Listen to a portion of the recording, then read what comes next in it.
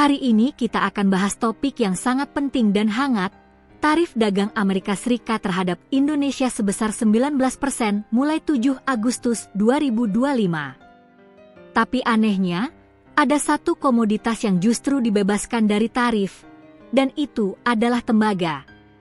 Apakah ini keuntungan atau justru jebakan dalam kesepakatan dagang era Presiden Trump? Yuk kita bahas tuntas. Presiden Amerika Donald Trump dikenal agresif dalam kebijakan tarif impor. Dalam konteks perdagangan global, Trump memberlakukan tarif resiprokal terhadap negara-negara yang ia anggap memberikan perlakuan tidak adil terhadap barang-barang Amerika. Mulai 7 Agustus 2025, Indonesia dikenakan tarif masuk sebesar 19% untuk barang-barang yang masuk ke pasar Amerika. Tarif ini sebenarnya sudah lebih rendah dibandingkan rencana awal, yakni 32%. Namun tidak semua barang kena tarif ini. Ada pengecualian penting. Dan disinilah posisi tembaga Indonesia jadi sorotan dunia. Menurut Menko Perekonomian Airlangga Hartarto, beberapa komoditas Indonesia dikecualikan dari tarif 19%, terutama produk olahan tembaga seperti konsentrat tembaga dan katoda tembaga. Kenapa?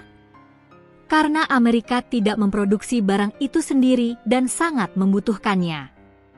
Tembaga digunakan di mana-mana, mulai dari kabel listrik, kendaraan listrik, hingga industri militer dan pertahanan Amerika.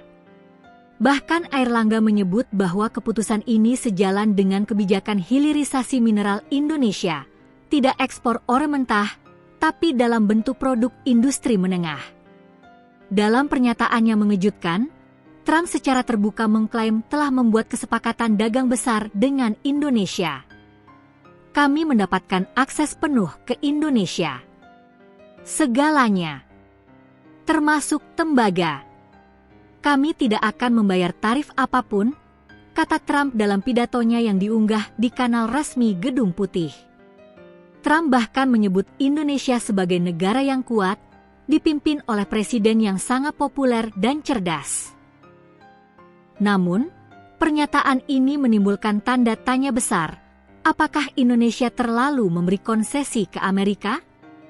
Dari satu sisi, Indonesia diuntungkan karena produk hilirisasi mineral seperti tembaga mendapat akses pasar bebas tarif. Ini mendukung agenda pemerintah untuk mendorong ekspor produk bernilai tambah, bukan bahan mentah.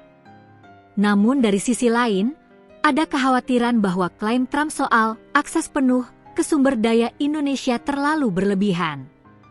Apakah ini hanya retorika politik, atau benar ada kontrak eksklusif jangka panjang yang belum diketahui publik?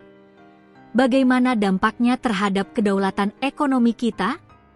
Tarif 19% bisa jadi beban besar bagi eksportir Indonesia, terutama di sektor tekstil, furnitur, dan elektronik ringan. Namun, dengan pengecualian untuk tembaga, justru bisa terjadi pergeseran fokus ekspor Indonesia ke produk berbasis mineral dan logam. Apakah kita sedang disetir untuk memenuhi kebutuhan strategis Amerika? Dan yang lebih penting, bagaimana pemerintah memastikan bahwa akses ini tidak berujung pada eksploitasi? Di balik angka-angka tarif dan daftar komoditas, ada satu pertanyaan besar. Siapa yang sebenarnya untung dalam kesepakatan ini? Apakah Indonesia mampu memanfaatkan peluang ekspor produk tembaga sambil tetap menjaga kontrol atas sumber dayanya? Atau justru Amerika yang diuntungkan lewat celah kebijakan dagang dan diplomasi? Yang jelas, publik berhak tahu detail perjanjian dagang ini secara transparan.